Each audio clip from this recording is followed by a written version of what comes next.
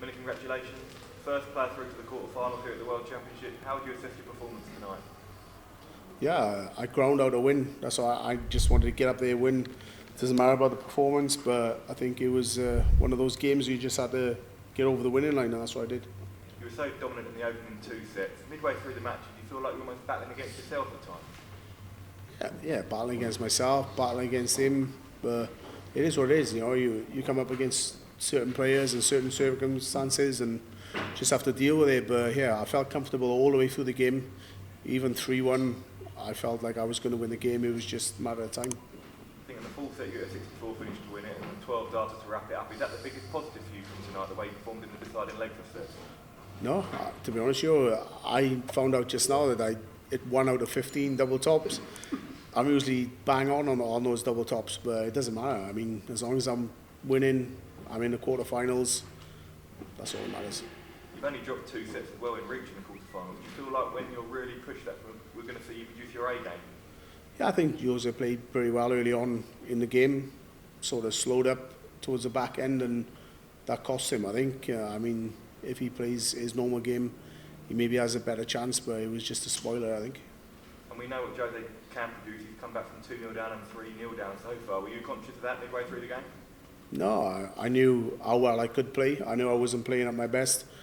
But when chances come arise, I think I take them. And yeah, the last leg there, I just wanted to give myself one dart at a double to give myself a chance. And I did that and I took it. Into the last 8 now, the business end of the tournament. You've already lifted this famous title in 2021 behind closed doors. What would it mean for you to now to lift this title in front of the full crowd with your friends and family here? Yeah, like you said, friends and family, that's the main thing. You know, as long as they're here and supporting me and I keep winning.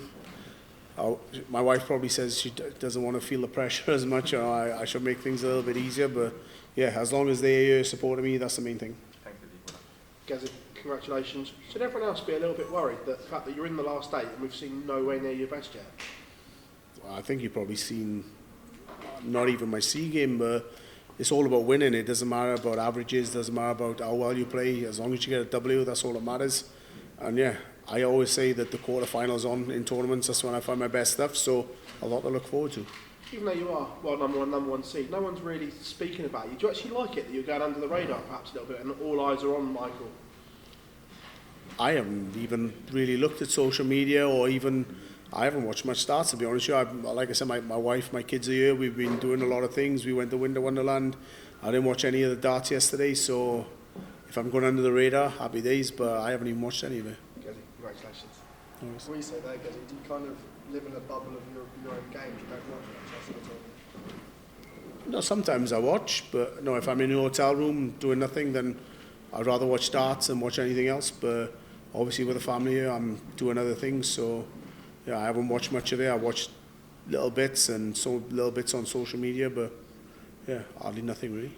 Does it affect you at all when big players go out? Do you really feel like the opportunity is there to win a second world title? No, not really. I just concentrate on my own game. I mean, you can't control what other players or other people do. So as long as I get to the final, I don't care what anybody else does. You said you didn't watch any darts today. Did you not see Manson Sulovic's 161? I did see it, but on social media, like I said, I was in Wonderland, and then when I got home, back to the hotel, I seen it. So yeah, I think Michael was a little bit shell-shocked, and he'll probably learn a lesson from that. Would you ever lay up? I probably would have done the same thing, but there we go.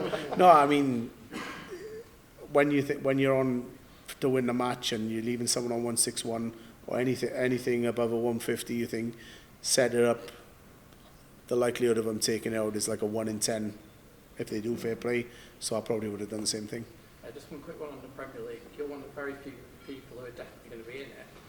There's so many other players in the mix for it. Who would you pick if you could? Obviously, I think the top 4 usually get in.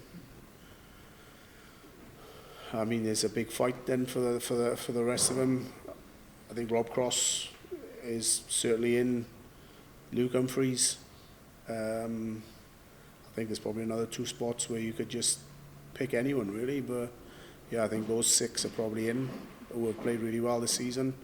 But yes, the other 2 are up for grabs. Brilliant, thank you.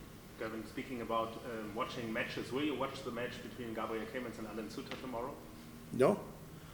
Well, if I'm in the room, I'll watch it, but if I've got things planned and doing other things, then no, I won't watch. Obviously, I'll keep an eye on what the result and what happens, but I won't watch it on TV. So you care about who of them will be the next opponent, or you don't care? It doesn't matter who comes through. I mean, whoever comes through is going to be a tough game, so concentrate on my own game. I mean, yeah, Gabriel's a great player, so if he comes through, I think there's a lot of Germans in the crowd. It'll be another tough one for me, but yeah, it's, whoever comes through, I'm ready for him.